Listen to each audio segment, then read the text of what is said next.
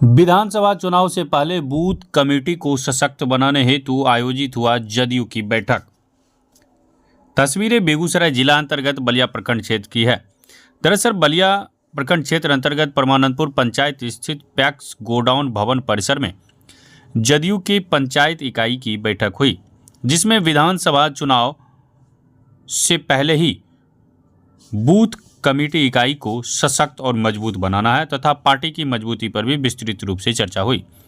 वहीं आयोजित बैठक की अध्यक्षता पंचायत अध्यक्ष प्रकाश पटेल ने किया, जबकि बैठक में महिला प्रकोष्ठ के प्रदेश महासचिव फातिमा खातून, प्रखंड अध्यक्ष आनंदी महतो, जदयू प्रदेश कार्य समिति के सदस्य अमर कुमार सिंह आदि ने संबोधित किया।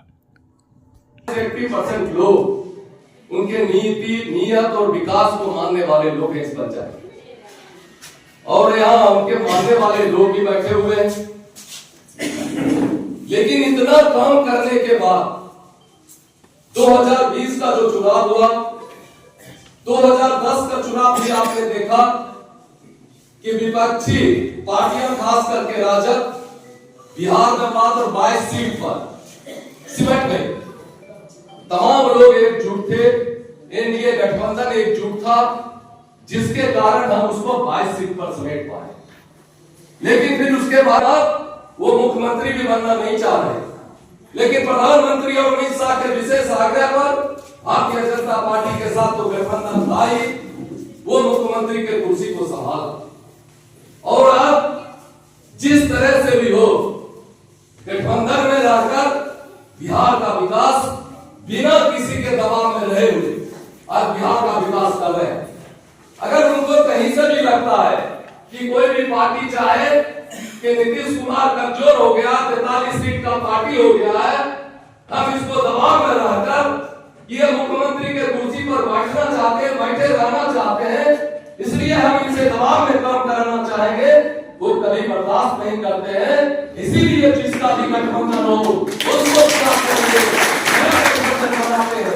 और साथियों, बहुत सारे लोग आपको कहते हैं, बोलते हैं, लेकिन हम लोग नीतीश कुमार उसका जवाब नहीं दे पाते, उसके सामने सरेंडर कर जाते हैं। ये नहीं होना चाहिए, आपको जवाब देना पड़ेगा उसको कि नीतीश कुमार जी अगर 100 काम आपको आपका किया, आपके मन में 10 काम की और लालसा है कि ये भी पुल बन जाना चाहिए, ये भी पुलिया बन जाना चाहिए, ये सड़क बन जाना चाहिए, तो आपको उसको रोकना पड़ेगा कि नीतीश कुमार कभी दरबदलू नहीं हुआ, नीतीश कुमार कभी पलटी नहीं मारा। नीतीश कुमार आज तक की 20 वर्ष से मुख्यमंत्री के कुर्सी पर बैठा हुआ है, तो सिर्फ बिहार का मुख्यमंत्री है। बदलता है तो कौन? प्रतिपक्ष का नेता बदलता है या सरकार में रहकर उप मुख्यमंत्री की कुर्सी बदलती है। नीतीश कुमार हमेशा जैसे बैठे हुए हैं उसी तरह मुख्यमंत्री के कुर्सी पर बैठे हुए हैं और सीना ठोक के बिहार के जनता के लिए काम करता है। ये बात का जवाब आपको देना पड़ेगा।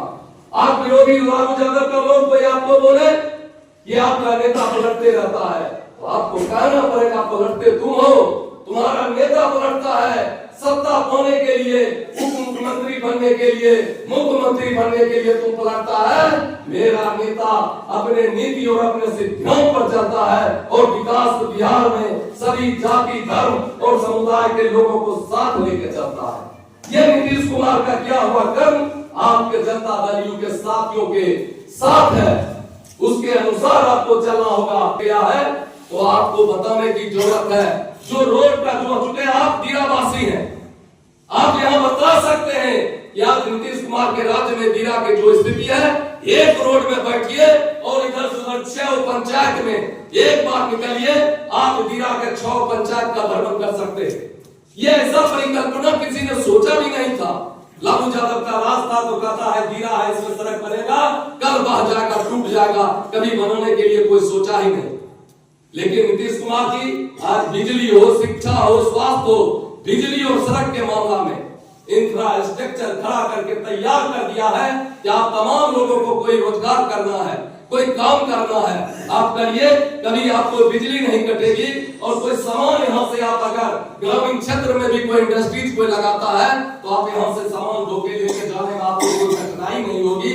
इस तरह का तैयारी किया, किसानों के लिए काम किया है कि हर खेत में बिजली ले जाने का व्यवस्था किया कि तमाम खेतों में आज बिजली का तार, पोल और ट्रांसफार्मर लगभग लग चुका है।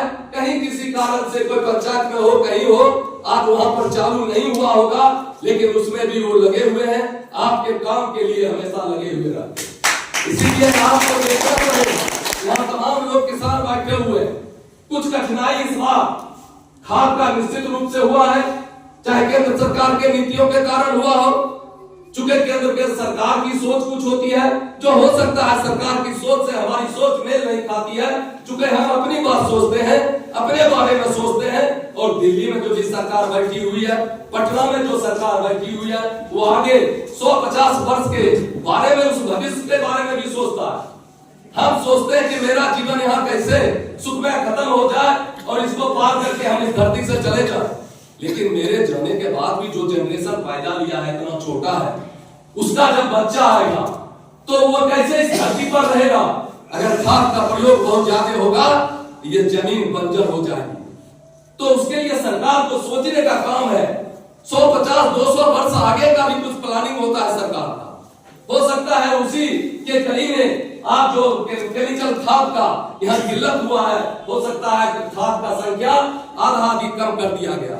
उसके बाद भी कहीं से कहीं जिस क्षेत्र में लोग कहता है कि अगर कमी हो गया है तो फिर खाद ज्यादा दाम में क्यों मिल रहा है, तो तमाम साथियों किसानों को भी समझना पड़ेगा। चूंकि हमारे अनंती महतो भी पैक्स के अध्यक्ष हैं, अभी तुरंत भी जीते हैं, पहले भी लगातार वर्षों से हैं, तो ये सब सरकार की सोच है। जिस जिला में अभी गेहूं का फसल नहीं होता, उसका भी कोटा फिक्स रहता, वो कोटा इधर से उधर ट्रांसफर करके लोग जैसे भी होता उठा के आज 1200, 1300, 1350 का खाद 1700 में बेच रहा है, 1800 में बेच रहा है, जो किसी को जैसे चोरी से बेचे, जैसे भी बेचे, उन लोगों को। उमा नर्सिंग होम, छोटी बलिया, पटेल चौक, टेलीफोन ऑफिस के सामने, बेगूसराय।